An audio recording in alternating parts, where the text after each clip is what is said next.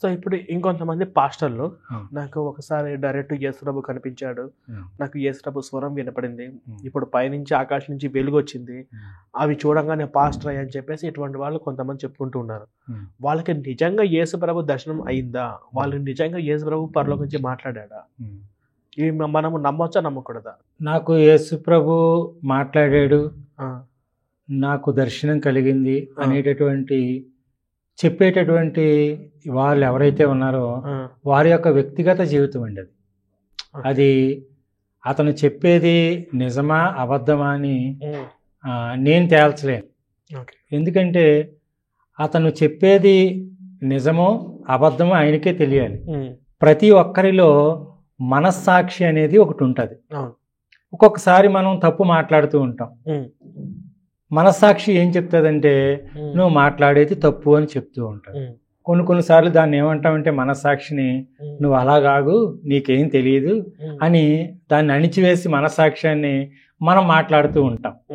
కాబట్టి మరి నాకు యేసుప్రభు కనిపించాడు, నాకు స్వరం వినపడింది, నాకు దర్శనం కలిగింది, ఒక గొర్రెల కాపర్లా వచ్చాడు, పెద్ద అంగి వేసుకుని వచ్చాడు, ఇంత గడ్డంతో వచ్చాడు, సంకలో కర్ర ఉంది, ఇవన్నీ వాళ్ళు చెప్పారంటే అదంతా వాళ్ళ వ్యక్తిగత జీవితం.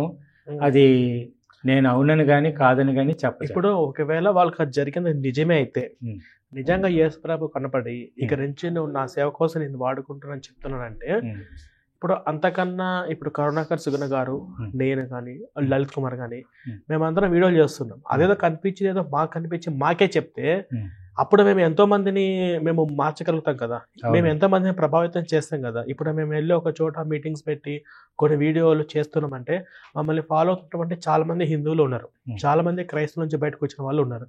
అరే వీళ్ళ వల్ల ఇంత డ్యామేజ్ జరుగుతుంది నాకు, నా బైబుల్కు, అదేదో కనిపించేది ఏదో వీళ్ళకే కనిపిద్దాము అని చెప్పేసి కరుణాకర్ కానీ లేకపోతే నాకు కానీ లలిత్ కుమార్ అన్న కానీ ఇలా మాలాంటి వాళ్ళకు డైరెక్ట్ యేసుప్రభు కనిపించి మాతో మాట్లాడితే సరిపోయేది కదా.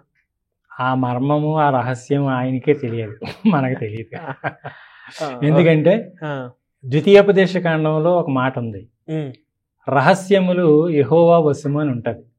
ద్వితీయోపదేశ కాండములో అది ఇంకా ఆయనకే తెలియాలి. ఒక మానవునిగా నేను చెప్పజాను. అంటే నిజంగా చాలా మంది యేసుప్రభుకు సేవకులుగా మారాలి, చాలా మంది ఆయన శిష్యులుగా మారాలి అంటే అంతకన్నా ఎక్కువగా ప్రభావితం చేసే మాలాంటి వాళ్ళ దగ్గరికి వచ్చి ఆయన కనపడి చెప్పగలగాలి. అవునండి. ఇప్పుడు వాళ్ళు ఇప్పుడు ఒకడు ఎవడో తాగుపోతాడు అనుకోండి, వాడు చెప్తే 10 మంది వింటారా, లేదా 20 మంది వింటారా, 30 మంది వింటారా తెలియదు. కానీ మేము చెప్తే కొన్ని లక్షలాది మందికి రీచ్ అవుతుంది కదా, అదన్నమాట నా డౌట్. ఇప్పుడు ఓకే, నెక్స్ట్ ఇప్పుడు పాస్టర్లు అందరూ చాలా మంది చర్చిలో ప్రేయరాలు వేసి రోగాలు తగ్గిస్తాము, తర్వాత దయ్యాలు వెళ్ళగొడతాము అని ఇటువంటి స్కిట్లు చేస్తుంటారు. ఇది ఎంతవరకు నిజము? ఇటువంటి స్కిట్లు మీరు ఏమైనా చేశారా? అలాంటివి నేను ఎప్పుడూ చేయలేదండి. ఓకే. ఇప్పుడు చేస్తున్నటువంటి వాళ్ళు మనం సోషల్ మీడియాలో చూస్తూ ఉన్నాం. ఓకే. అదంతా కూడా ఫేక్ అని మనకి కనిపిస్తూ ఉంది. అవును సార్. ఎందుకంటే మనం చాలా చూస్తున్నాం. ఇప్పుడు ప్రపంచం అంతా ఎలా ఉందంటే తెరచిన పుస్తకంలా ఉంది. అవును అవును.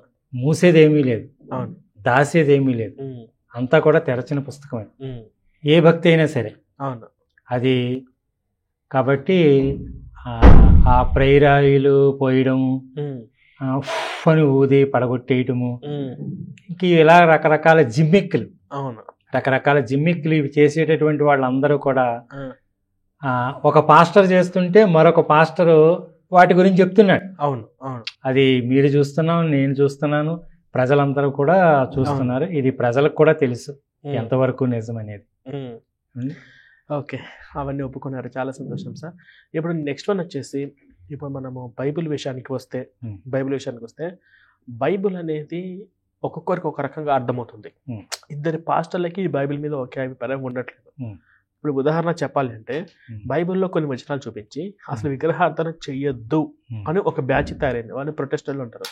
ఇంకొంతమంది ఇంకొన్ని వచనాలు చూపించి లేదు బైబిల్ ప్రకారం విగ్రహార్థన చెయ్యొచ్చు అని చెప్పేసి ఈ క్యాథలిక్స్ వాళ్ళు ఎక్కువ విగ్రహార్థన చేస్తూ ఉంటారు.